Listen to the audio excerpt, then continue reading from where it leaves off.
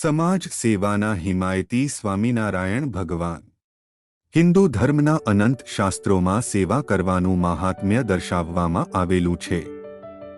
તેથી આપણી પ્રજામાં સેવાના સંસ્કારો ઓછાવત્તા સૌને સાંપડ્યા છે. પરંતુ ઘણી વખત આપણે મનગમતી સેવા મળે તો જ કરીએ એવું પણ બને છે.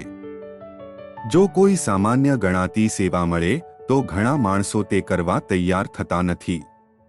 જો કે સેવાનું યથાર્થ ફળ તો નીચા પ્રકારની સેવા કરવાથી જ મળે છે. તેથી આપણને જે સેવા મળે તે પરમ સુરસર મળ્યો છે તેમ માનીને કરવી જોઈએ. સ્વામિનારાયણ ભગવાને સ્વયંસેવાનો મહિમા વચનામૃત ગ્રંથમાં જણાવતા કહ્યું છે કે દેહની ક્રિયા ભગવાન અને સંતની સેવામાં જોડી રાખવી, એને કરીને અંતઃકરણ શુદ્ધ થાય છે અને અંતઃકરણ શુદ્ધ થવાથી અનેક પ્રકારના દોષો અને વાસના નાશ પામે છે.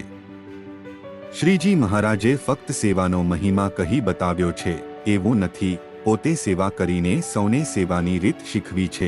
કારણ કે વર્તન વગરની વાતો બીજાને અસર કરતી નથી. એકવાર માણાવદર ગામમાં રહેતા મયારામ ભટ્ટને શ્રીજી મહારાજે કહ્યું કે ચાલો ભટ્ટજી, આપણે ગઢપુર જઈએ. ત્યાં સમયો આવે છે તો સત્સંગ કરીશું. મયારામ ભટ્ટ કહે કે મારે આ બાજરો લણવાનો બાકી છે, બાકી તો હું તરત આવું. શ્રીજી મહારાજે તરત જ ગામમાંથી હરિભક્તોને બોલાવ્યા અને દાતરડા મંગાવ્યા. ભરવનાળામાં દાતરડું લઈ પોતે પણ બાજરો લણવા લાગ્યા. સંતો અને હરિભક્તો પણ આ સેવા કાર્યમાં જોડાઈ ગયા અને બધાએ ભેળા થઈને સાંજ સુધીમાં આખું ખેતર લણી નાખ્યું. પછી શ્રીજી મહારાજે મયારામ ભટ્ટને કહ્યું કે બોલો, હવે બીજું કંઈ કામ હોય તો કહો. ત્યારે તેમણે કહ્યું કે ના પ્રભુ, હવે કામ પૂર્ણ થઈ ગયું છે, ચિંતા મટી ગઈ છે. હવે હું તમારી સાથે ગઢપુર આવું જ છું.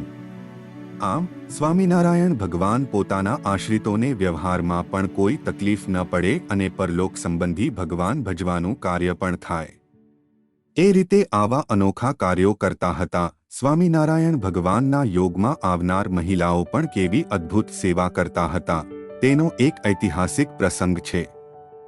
વરજાંગ જાળિયા ગામમાં પ્રેમબાઈ નામના મહિલા રહે. નાનપણથી સેવા અને ભક્તિના સંસ્કારનો વારસો સાંપડ્યો હતો. મોટા થઈને તેઓ અમરેલી જિલ્લામાં રહેવા આવ્યા. ત્યાં કપાસ અને કાલા વીણવા જતા અને મજૂરી કરતા. તેમાંથી તેમનો ગુજારો ચાલતો હતો. છતાં જે કમાઈએ તેમાંથી ભગવાન અને સંતોની સેવા કરીને તેમને રાજી કરવા તેવી હૃદયમાં તમન્ના રહ્યા કરતી હતી. તેઓ નિત્ય થોડો કપાસ ભેગો કરી રાખતા, રેંટીઓ કાંતી, તેમાંથી કાપડ બનાવે. પછી દર વર્ષે સંતો ગામડે સત્સંગ પ્રચારથે આવે ત્યારે કાપડને સાંધીને સંતોને પહેરવા માટેનું ગાતડિયું તૈયાર કર્યું હોય તે દાન પેટે મોકલાવી આપે. એક વર્ષે સ્વામિનારાયણ ભગવાને પ્રેમબાઈને દિવ્યરૂપે દર્શન આપ્યા અને કહ્યું કે મારા સંતોને તમે જે અર્પણ કરો છો તે મને પહોંચે છે. તેથી તમે જે ગાતડિયામાં સાંધો કરો છે એ મને બરડામાં વાગે છે.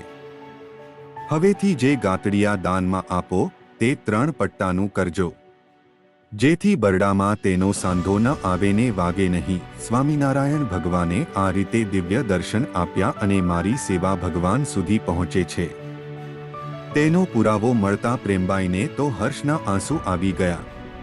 પછીથી તેમણે દર વર્ષે જે ગાતડિયા બનાવતા તેમાં હરિએ કહ્યું એ પ્રમાણે સુધારો કર્યો અને 3 પટ્ટાવાળું ગાતડિયું બનાવીને સંતોને દાનમાં આપ્યું.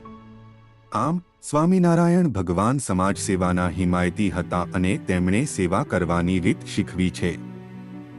તેમને આ આલોકમાં પ્રગટ થયે ચૈત્ર સુદ નોમ તારીખ 17 એપ્રિલના રોજ 243 વર્ષ પૂર્ણ થઈ રહ્યા છે.